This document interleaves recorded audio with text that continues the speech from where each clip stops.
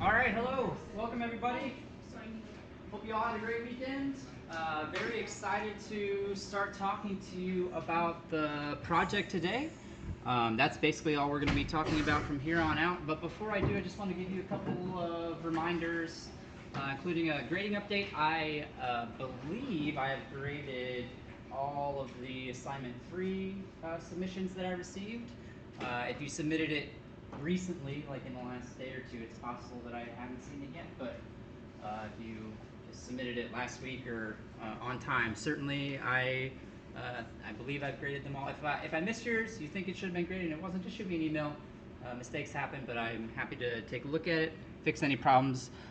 If you are wondering why points got taken off, then take a look in your repository. I left a file in everybody's repository who submitted a grade, who submitted it, called grade.txt that explains any points that were taken off and why they were taken off. So take a look at that if you're curious as to why any points were taken off, if any. And if you want to come chat to me about it in my office sometime, I'd be happy to go over that assignment with you. I know it was tough. It's actually kind of a tricky one for me to grade as well. Hopefully assignment 4 and assignment 5 will have a quicker turnaround time than assignment 3 did. That's definitely the hardest one of the 5, I think. But I'm going to keep plugging through with the grading, and just to remind you all, I'm very much hoping to be done with the assignments by the time we get back from spring break. So if you are still working on assignments, that's fine.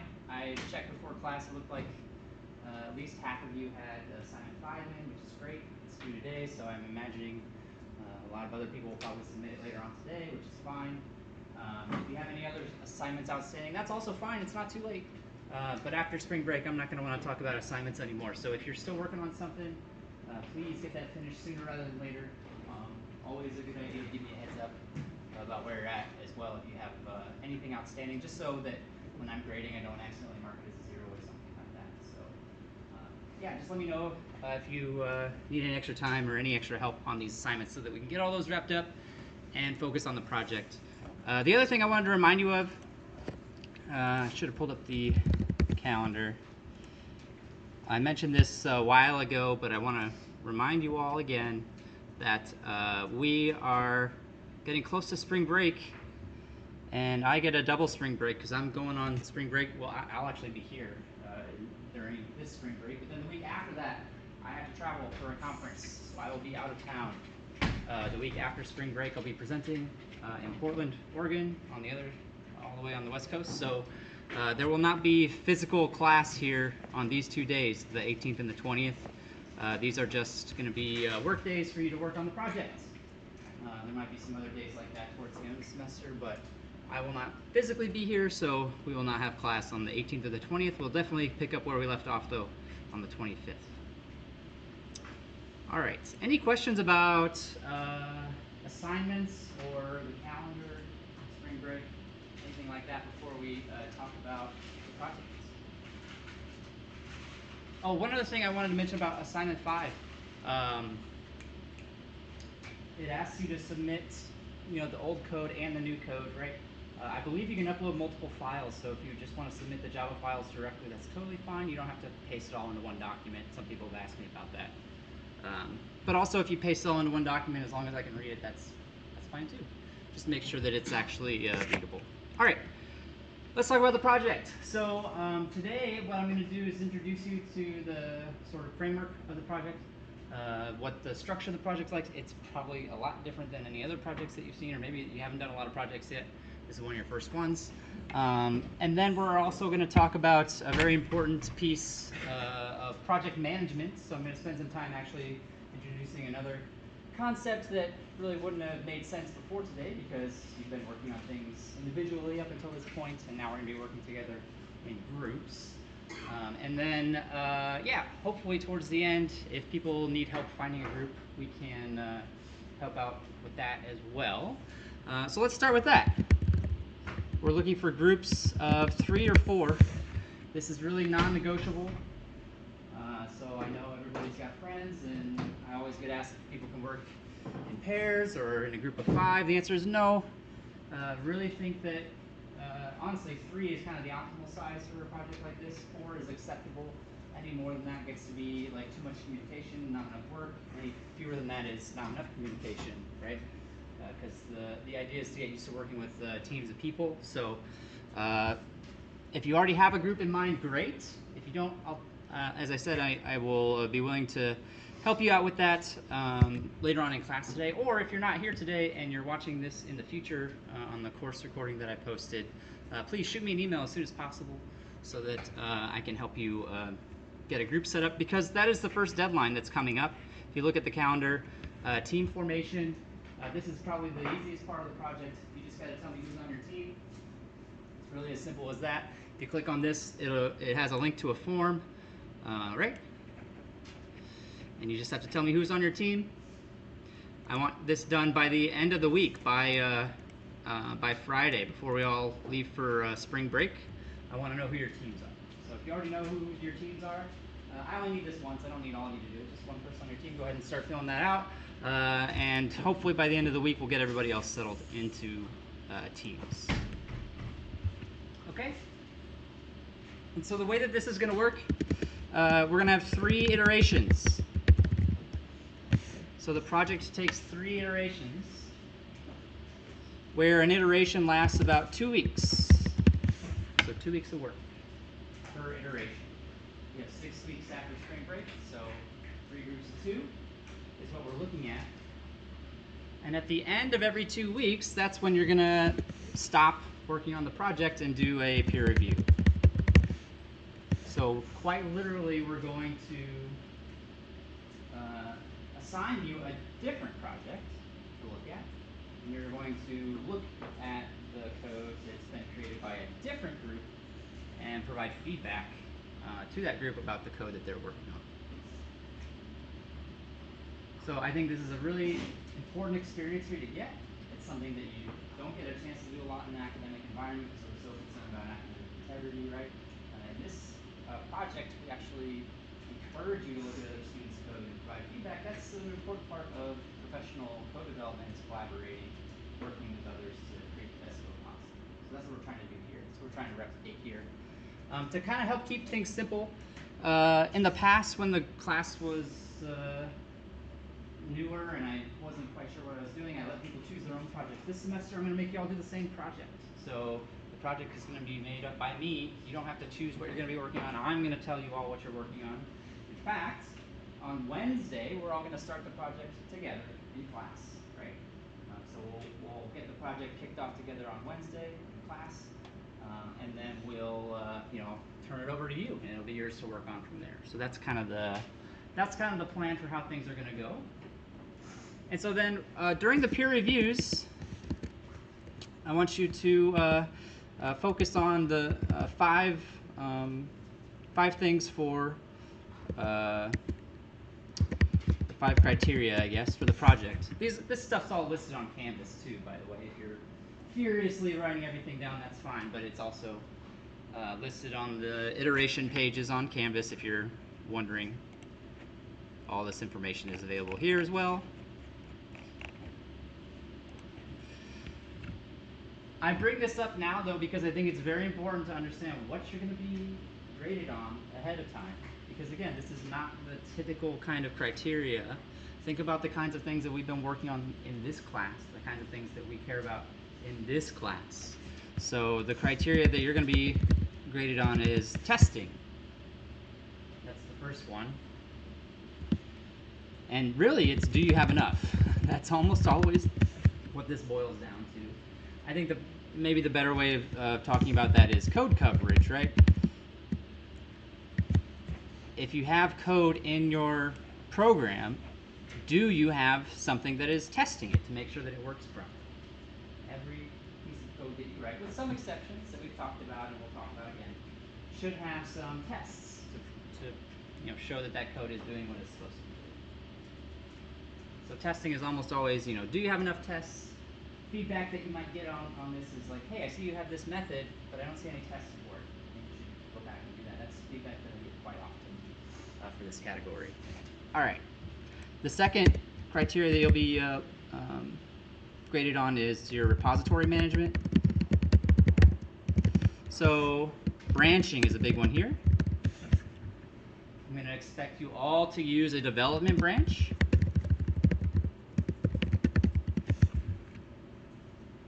This is something I know I've spoken about as well, but this is the first time I'm really kind of holding you to it, right? Asking you to do things this way. I'm looking for a development branch, and then I'm looking for individual feature branches that come off of the development branch. Don't want to see any commits directly to master, right? I didn't mean to all caps that, but it's kind of appropriate. I'm also looking for no extra files. So there are some files that belong in a repository and some that don't. I don't want to see a bunch of extra garbage in the repository.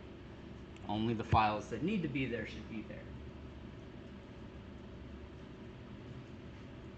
All right.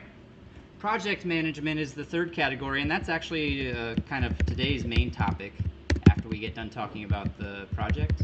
Introducing the project, we're going to talk about project management. So this will become a little bit more clear once we switch and talk about that. But this is basically accountability, right? This is a way to keep track of who's working on what. I want to be able to look and see exactly that this person made this thing, and this person made this thing, and this person made this thing. If you're in a professional environment, that's important. Not so that you can go find somebody and tell them how bad their stuff is, but so that if you see a problem, you know who to contact. You know who to get to help you out, who to help you fix stuff. So who did what is what this is about. I'm going to talk about that a little bit later on today, show you some tools that I'm going to expect you to use on the project to accomplish this part. The fourth part is code quality. So that's what we just kind of got done talking about somewhat recently, right? All of the rules that we discussed apply here. Are the methods too big? Class is too big? Anything that just doesn't make sense, names. So the three categories, really, that's probably the better way to think about it, right?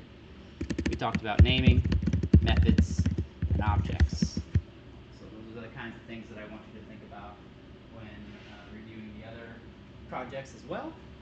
And then finally, functionality is the last one, which I point out and save for last to try to specifically show that in a lot of other projects, this is basically the only thing you're graded on, right? Does your project do what it's supposed to do?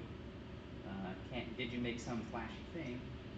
That's not what we're after here. You're not going to have a flashy thing at the end of this class. I'm sorry to say. That's not the goal that we're after. The goal that we're after is build something that is dependable, that is coded well, right? That has very good quality, good testing. Those things aren't super attractive, though. You're not going to go home and be like, hey, mom, look at this cool unit test that I wrote. It's a hard sell to the parents, but for programming, it's very crucial, very important. So what does functionality mean in this case? I mean, yes, it does mean does it do what it's supposed to. But also, if there's any problems with the code, if there's stuff that is not working, stuff that is not functioning the way it's supposed to, that's actually okay. That's actually a realistic expectation. Are bugs being tracked, right? Are you aware of the problems that exist? Can you tell me about them? I'm going to be much more forgiving of any issues you have with your code if you tell me that, oh yeah, we know about that one, we've really tried to work on it, we're not giving up yet, here's what we've done, we're going to get together and try to figure out again. I'm going to be very happy to hear that, as opposed to just being totally clueless about where the holes in your code are and what the code is and is not capable of. The other part of this is that you're actually going to be asked to provide a script that can compile and run the code. So the command line and scripting was a very important part of this class. Being able to compile code from the command line was a part of this class. So yes, obviously you're going to use Eclipse or VS Code or whatever to work on the code and run it that way. But I also In addition to that, I want you to provide a script that can do it from the command line. I want to be able to do it, run your code from the command line if I want to. So these are the 5 criteria that you'll be scored on. And I want to also indicate too that I also come as a peer, and I will be reviewing all the projects as well. And so my evaluation gets thrown in with a whole bunch, and you'll actually get to see all of the reviews that you receive. So everybody who reviewed your projects gets compiled into a spreadsheet and sent to the group. And I think it's important for you to understand that what I'm looking for between each iteration is, not necessarily perfection, but improvement. So important. You'll notice on the scoring on Canvas, if you look at the way that this project is scored,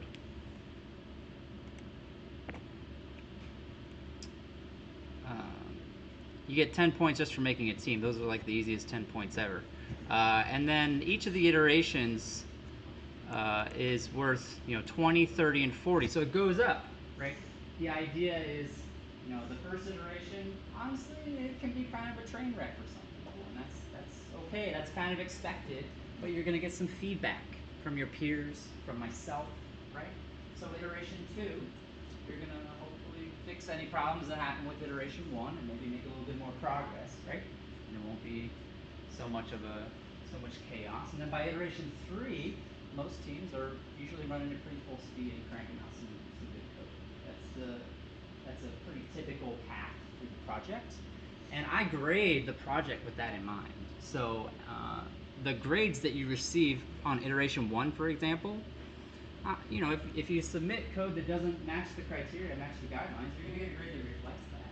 But if you fix it for iteration 2, then I'm going to go back and I'm going to give you a better score on iteration 1 because showing that you're willing to take that feedback and learn from it, I think, is an important, valuable part of this whole process. That's part of the whole reason why I have 3 iterations in the first place, right? To give you the opportunity to screw up a couple times and then make up for it and come back and do it the proper way the next time. I think it's very, very, very important. So that's sort of another thing that I like to remind people of. If you have a bad iteration 1, that's pretty common. Don't freak out about it too badly. If you can bounce back on iteration 2 and 3, I'll happily go back and give points back on prior iterations if that's necessary. So the project's very flexible in that regard. And so, on peer review days, which happen, again, every 2 weeks, that's what you'll be doing in class. You'll be coming to class. You'll be, I'll send out the project assignments before the first peer review, and then you'll just go through that project, fine-tooth comb, and evaluate it on these criteria. I'll help you for the first one, because I know it's not something that you've done before, but this is what the project's going to be graded on. The other part of the project that I'm not going to go into in as much detail right now is your team evaluation. This is really mostly just another way for me to have accountability. Yes, sometimes, yes, the project management piece is meant for accountability, but there are times that's not an accurate reflection of how much effort goes into the project from the members of the group. So you will be evaluating your team members, and I will use these to intervene if the group tells me that somebody's not pulling their weight. Then it's possible that I'll adjust scores accordingly. It's happened before. I don't like to do it, but I do think that it's a reasonable thing to expect everybody to contribute, participate. So this is mostly a mechanism to make sure that happens appropriately. Yep. Okay. Cool. Let me think if there's anything else that I forgot to mention about the project structure. There probably is, but I think I've covered most of the big pieces. Does anybody have any questions so far before I hop into take a look at the project management stuff in more detail? Okay, great. Well, I mean, some of it is, I can stand up here and only talk for so long. Some of it you just got to get in there and do. It is kind of a different project. Some people do feel a little bit strange about it for the first iteration, but I think that once you get it going a couple times, it'll start to kind of make sense, feel a little bit more normal. What I want to spend a good chunk of the rest of the time doing is talking about this piece, project management. I want to talk about this from a professional perspective, right? How do teams do this? So what I'm about to talk to you about, you may have heard of these fancy terms. People like to talk about agile a lot. That's a common term that people use when talking about programmers working in teams. I'm not going that far, right? I'm not going to go so far as to put a label on the type of project management that I'm showing you today. I'm just trying to show you some very basic skills that you can use, primarily just for the sake of the project. But they'll also take you farther if you should and choose to get more into professional software development. Project management is a big piece of that. So, I'm kind of just trying to give you enough to get by for the sake of the project, keep things organized, and we're going to be using GitHub's project features. So for every repository, there's a tab that I'm betting most of you probably have not really seen or thought of or clicked before, called Projects up here. This is the menu system repository that I've worked on a few times in class where, it let me buy a cheeseburger and fries and soda, right? So I've worked on this a little bit in class, and if you click on this Projects tab, oh yes, it's all new and fancy, thank you. It'll allow you to open a new project board. There used to just be one way to do this, but GitHub's poured a lot of time and energy into this lately. So I'm going to select New Project. So you can see there's actually lots of different kinds of project boards that they present to you. There's one specifically called Team Planning. There's one called Bug Tracking, which is kind of useful if you have a lot of bugs. Although I can show you some simpler ways of tracking bugs if that's something you're interested in doing. These are all geared towards professional, software development. How do I get software out the door that I want people to pay for and use in a professional environment? I'm going to focus on a classic, which is a Kanban board for today. And yeah, give it a name. Sure. All right. And so this is GitHub's sort of default Kanban setup for you. It has 5 what are called lanes, and actually the number of lanes can vary. Some teams prefer to have fewer or more lanes. They're basically just ways of categorizing the tasks that are being worked on currently. So the backlog is where all tasks begin, and this is where people typically start by just brainstorming, what do we need this program to do? The ready lane is one that I actually typically don't use and often will remove. In progress means that somebody's working on it. So somebody is currently making this thing a part of our program. Review is important if you're doing what we're planning to do, which is have peer review sessions, make sure somebody else looks at your code before it actually gets submitted, and then this one's pretty obvious what that one means. Features make it down here. Once they've passed the review process and everybody agrees that it's ready to go into the program, it's ready to be part of our code base for good. So let's start adding some cards here. The items, or I call them cards, that's sort of the classic name. You take, you used to literally take cards with the tasks written on them and move them on a physical Kanban board. Some people still do that. Some people like the physicality of using Post-its or some other technique to keep track of their tasks. This is a digital way of doing that. But I'm going to add an item to reflect something that we've already done. So I'm kind of doing things a little bit backwards. Typically I would start on this. Think about, what do I want my program to do? Make a card for it, and then make it happen. But we've already started this project, so I'm kind of working backwards. I want to fill in the gaps in. So some of the things that this can do is it can add an item to an order, right? Okay. The way I'm going to say that is very specific. I'm going to use a very specific format, and I would like, this is something I'm going to be looking for, something that I'd like for you all to try and mimic in your own projects. Everything that we add to our code should be motivated, should be driven by an actual need from the people who are using our program. And so everything that we do needs to be stated as something that one of our users should be able to do. If you've done any kind of time in software development, you've probably heard the term use case. And that's basically what I'm describing. I'm describing the software not in terms of what the code is, right, or what kinds of code I'm going to add, but how it's actually going to be used. So everything should be driven by an actual need, by an actual use. So what I would say is the user, right? Or honestly, I want to try and be as specific as I can. User is about as generic as it gets. Anybody who uses our program is a user. Can't be more specific than that. I would say the customer, right? Customer, that's more specific. That's somebody who's about to buy some food, right? The customer should be able to add an item to their order.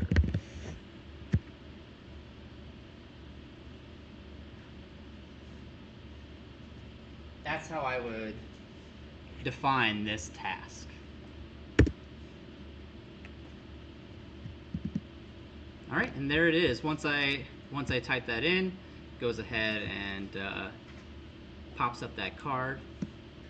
All of the cards that I make are going to follow this format. The blank should be able to blank, right? Some person who's using my stuff should be able to do this thing with my program. So I want all of your cards to be in this format. Justify the code that you're writing with an actual demonstrated need. So if we wanted to do another one, we could say the customer should be able to see how many items are in an order. Right? That's something that we've done.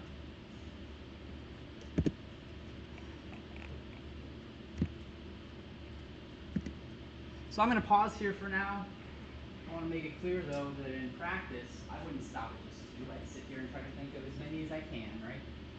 As many things as I actually want my program to do. Or maybe your boss is telling you these things, right? Maybe it's not up to you. Maybe your boss is saying, hey, make the program do this. Okay, whatever.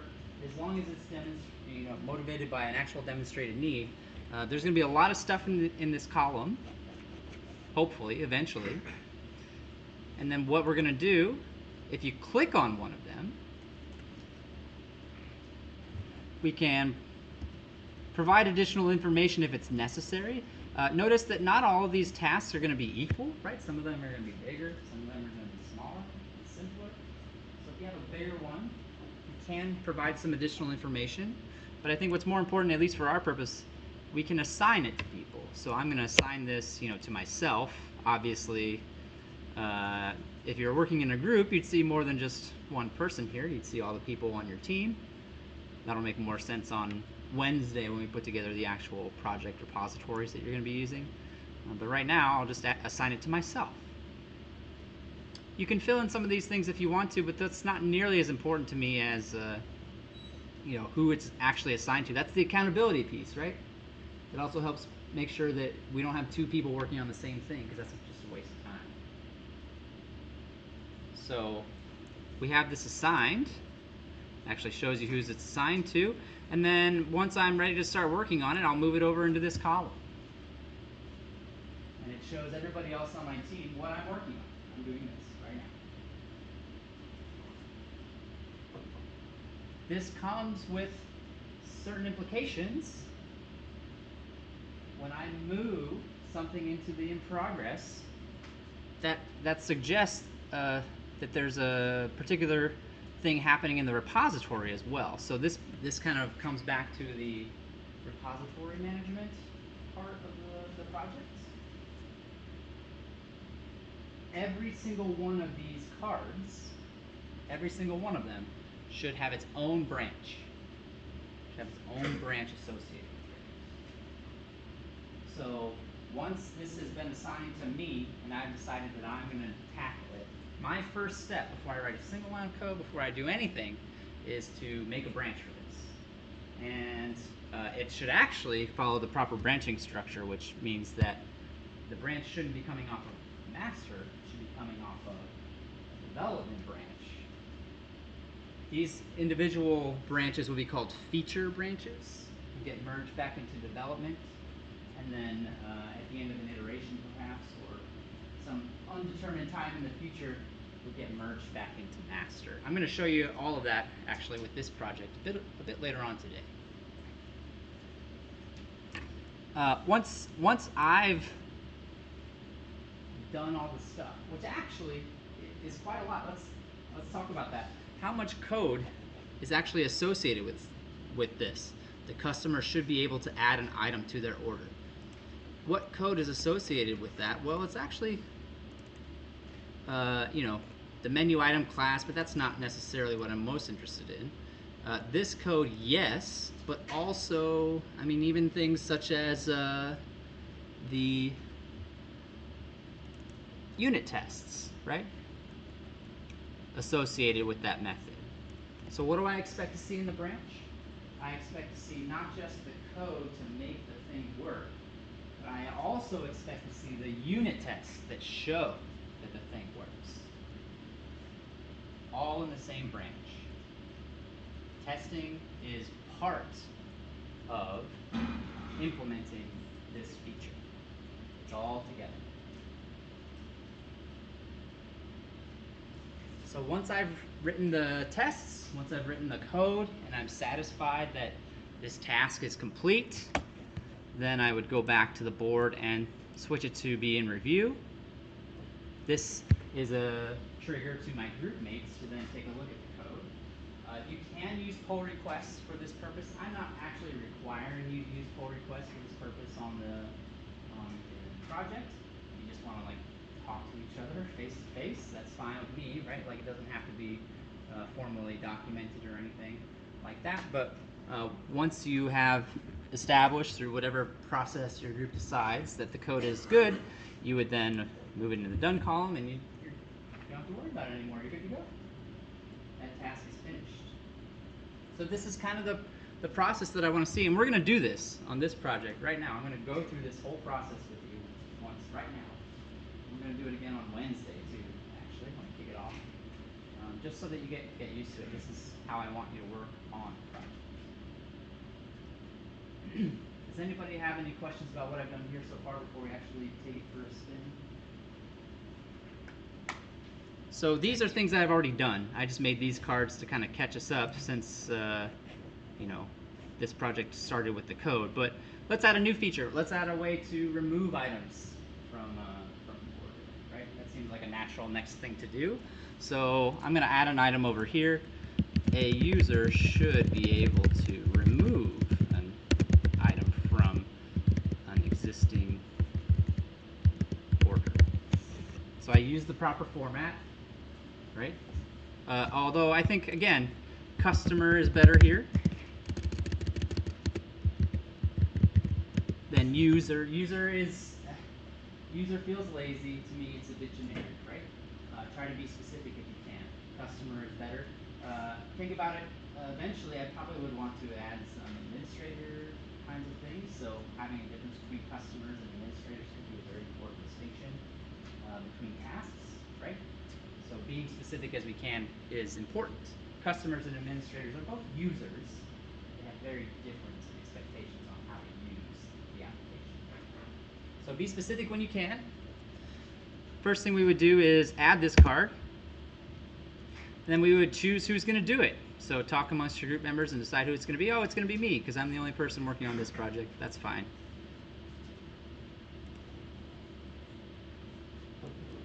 I'd move this over to the in progress. And now I have to do some work. I have to manage the repository properly. I have to make the branch. This is my task. I have to make a branch for it.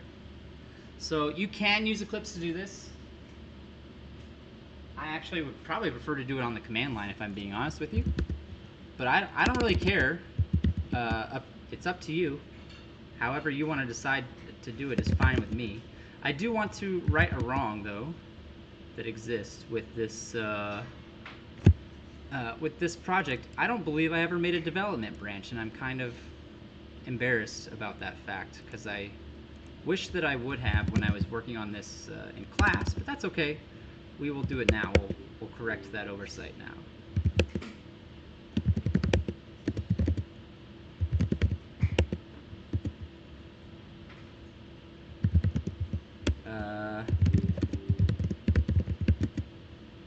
Okay. Yeah, see, I'm on the master branch, and I've been making my commits directly to master. That's exactly what I don't want you to do on the project. So I screwed up. And honestly, this has happened on the project. People have committed to master, and I've been like, hey, you're not supposed to commit to master. Usually on iteration 1 is that. Hey, I want you to make a development branch, and this is branch structure. And they're like, oh, all right, we'll do that for the next round. And then if they do, I'll be like, all right, cool, thanks. And give them back the points on iteration 1, right? It's a very common thing that happens on the project, mostly because, like me, you're probably in the habit of doing this already. We've already built that bad habit into you. Let's break it now. We're going to make our development branch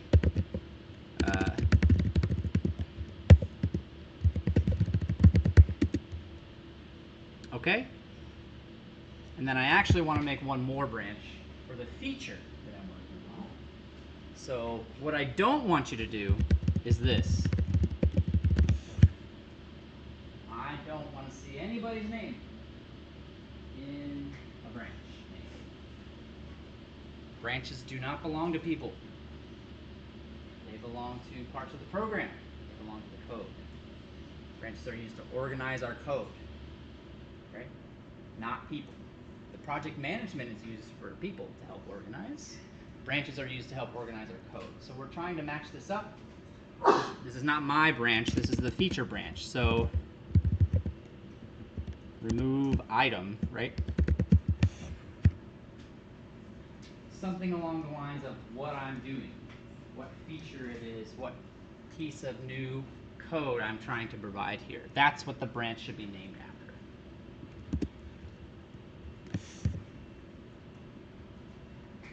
Okay. And now that I am on the branch for my particular task, I am now ready to actually start writing some code and making this thing actually work.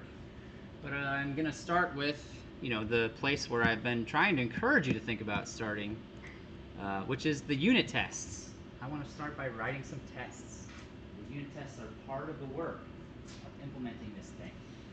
I would argue that they're actually most of the work of implementing this thing. I would, maybe it'll surprise you, but I actually expect you to spend more time writing tests for this project than actual code, actual implementation code. That's kind of what I expect, and that's not an unrealistic expectation for professional development either. So let's write some tests for removing items. I know it's been a little while since we've looked at these unit tests, so just as a little reminder, we do have this setup method that can help us out here because it constructs some menu items in an order for us to use. So what we need to do is, maybe add some things to the order.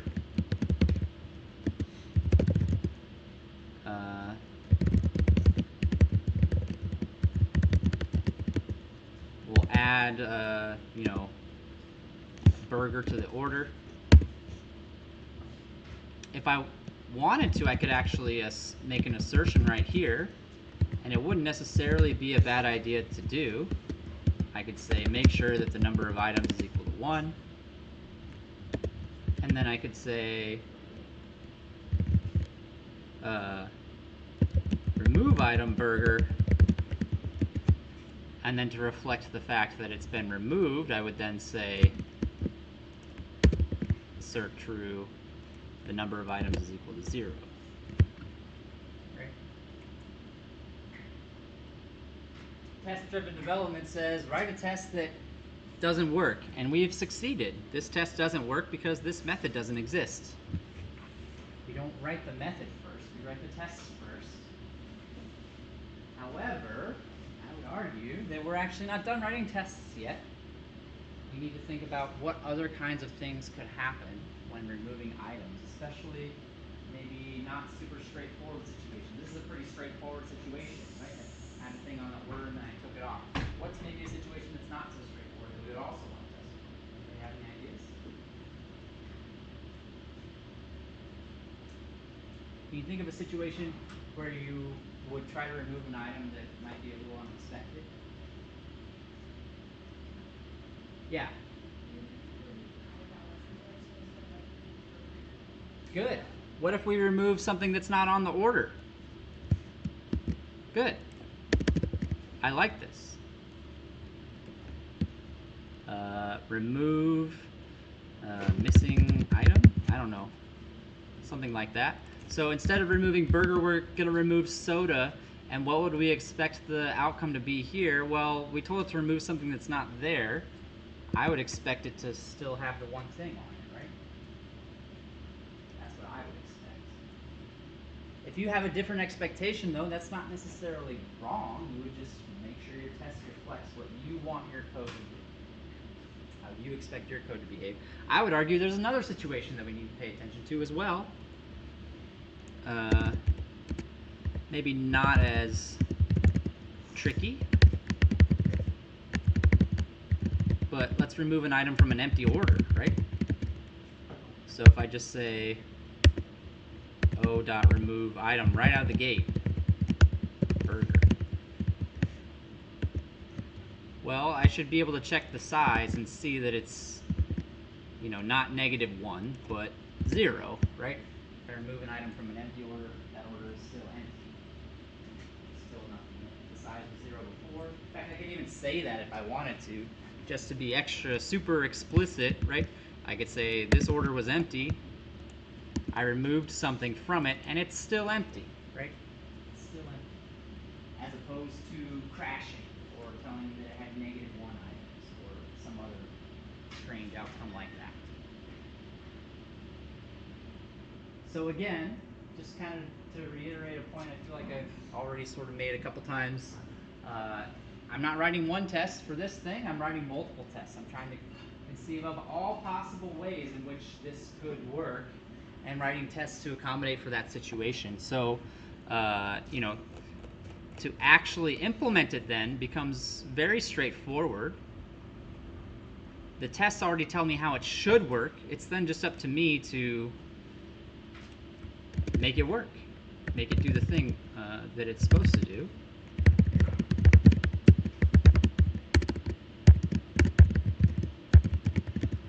Which, I mean, I think for our implementation, oops, I'm in the wrong class. What am I doing? I need to be in this class. Sorry about that. I didn't pick a very complicated thing to do here, just removing an item, but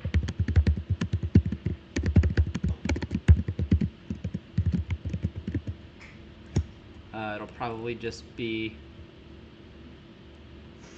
items remove menu item. Something like that should probably do it. But let's run the tests and see.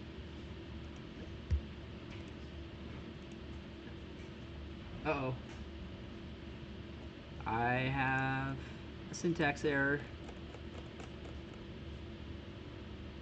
Oh. I must have just misclicked or something when I was looking around up here earlier. Let's try that again. Hooray! Alright, that time it passed. You can see again that the number of tests that we have is quite large. I have far more tests than I actually have methods that are being tested. That is not unusual. Lots of tests is a good thing. I have far more code written for my tests than I have actual functional code written for this program. That's okay. Getting you practice writing unit tests, I think, is one of the most important things that I could do in this class.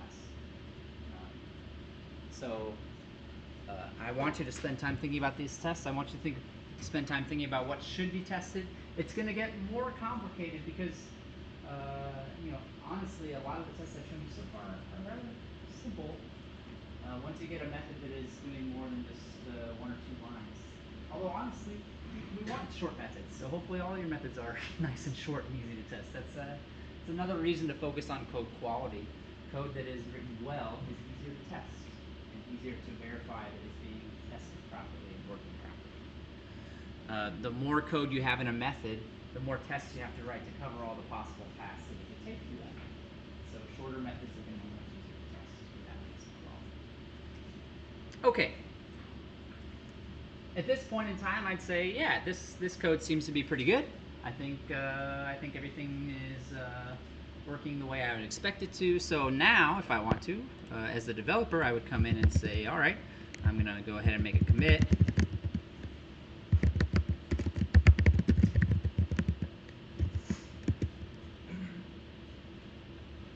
Whoops, I forgot to do an add. My bad. In fact, let's just double check and see. What now? Am I in the wrong place? Is this not the repository that I thought it was? I'm a little confused about what I did wrong.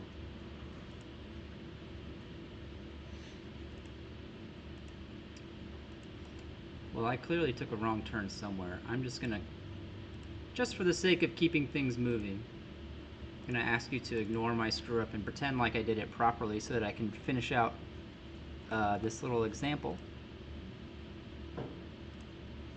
in just a moment. Sorry about that. Oh, that's not where that goes. That goes here.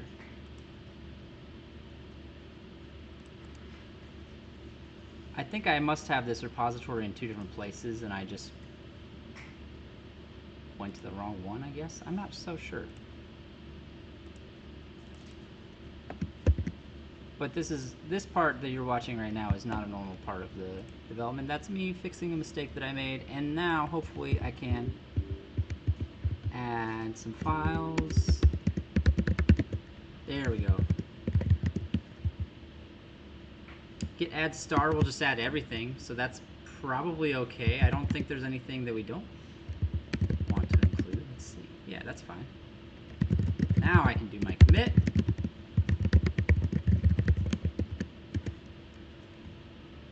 Now we'll go ahead and do the push. Since I'm not on the master branch, since I'm not on the master branch, remember, you can push any branch you want by saying git push followed by origin, that means GitHub, and then the name of the branch that you want to push, which is called remove item. I should probably push my development branch as well. There we go. Now at this point in time, if you want to make a pull request, you can. Again, this isn't required, but what this allows you to do is allows the other people in your group to provide comments on the code that you just did. So if I, how do I open this link from the command line? There we go. Control click, right? It just pops this tab up to allow me to open a pull request for this. And so when I do this, I can say something like,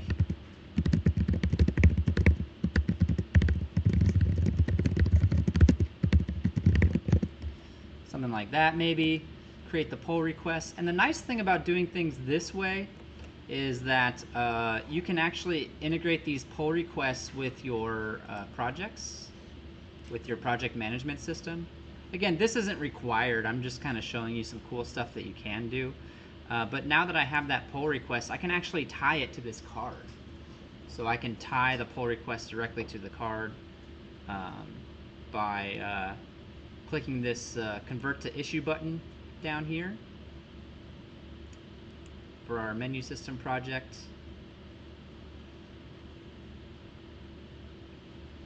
And then we can link this guy to a pull request like so.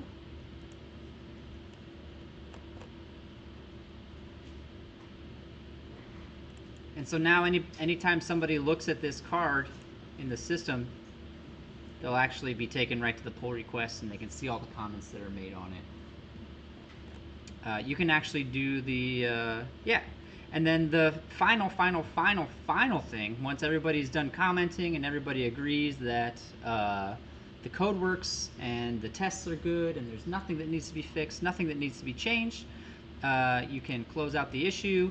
And then we also want to make sure that the branch gets merged into the development branch, which I believe you can actually do from the pull request, but I'm again, in the spirit of this class, going to do it via the command line.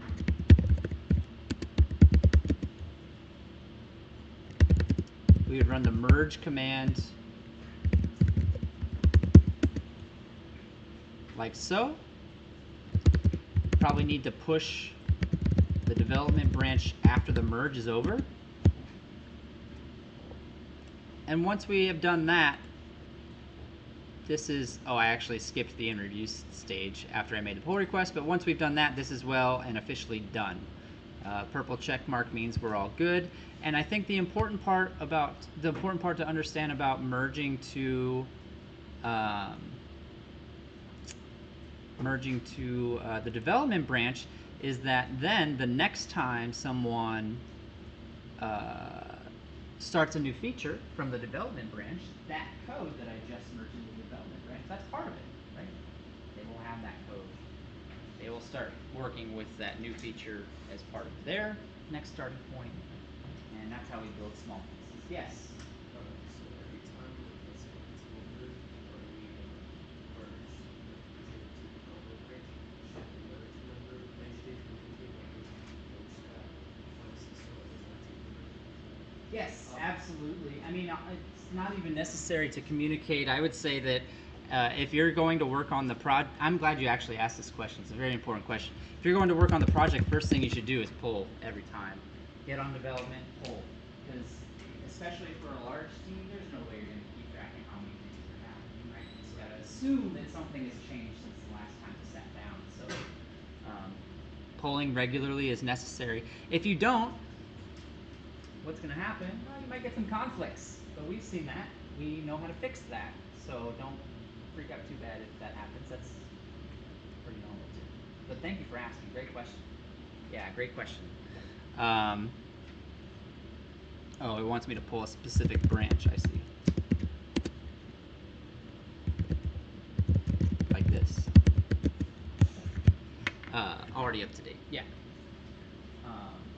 But yeah, I want to repeat something that I've already said a couple times. We're going to go through this again. So on Wednesday, I'm going to introduce the project that you're all working on, and I don't want you all to get your hopes up. It's probably going to be something that's pretty boring. It's not, like I said, it's not going to be flashy. It's not going to be a game. It's going to be something that gives us a lot of opportunity to practice and build these skills. So it's not going to be something super fun, but it is going to be something that we can use to get used to this process. And I'm going to go through this whole process with you again. We'll actually do the first couple together as a team, as a group, as a class, so that you can get more practice doing this before I turn you all loose, and then let you build your own projects at your own rate, kind of at your own rate. Get the iterations every couple of weeks. Any questions about this process? I know there's a lot of kind of pieces to it. When you sit down to work on a homework assignment, you don't have to worry about making cards and making a branch and doing all this stuff, right? But we're trying to keep things clean, trying to keep things organized. I'm not trying to just rush something out the door as fast as possible.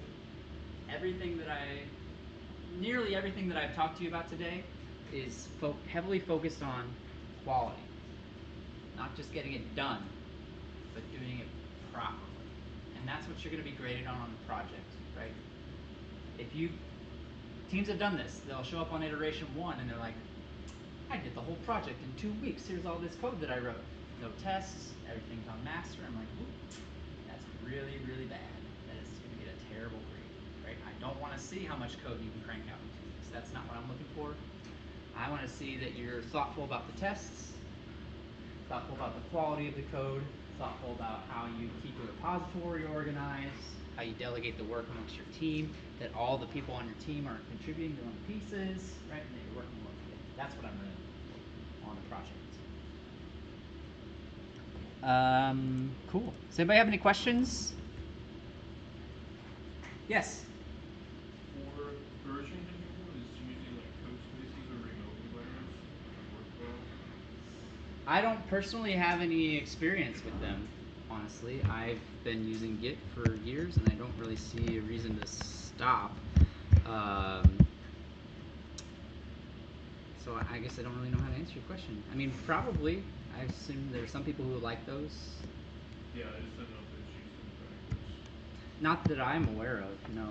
But times are changing quickly, so yeah, who knows what it'll be like in a couple of years, for sure. Any other questions I can address about the project? All right, so what I would like to do then for the last bit of class, if you already have a group and you already know who you're going to be working with, then you don't need to listen to me anymore. We're good to go. I'm interested in talking to people who don't have a group. So if you don't have a full group yet, which is, as a reminder, is either 3 or 4 people, stick around, wait around. We're gonna get to know some people and make sure that we get as many groups resolved as possible before everybody leaves here today. So if you do have a group, you're welcome to stick around if you want to ask questions about homework or something, but otherwise I'll see you in class on Wednesday. And that goes for people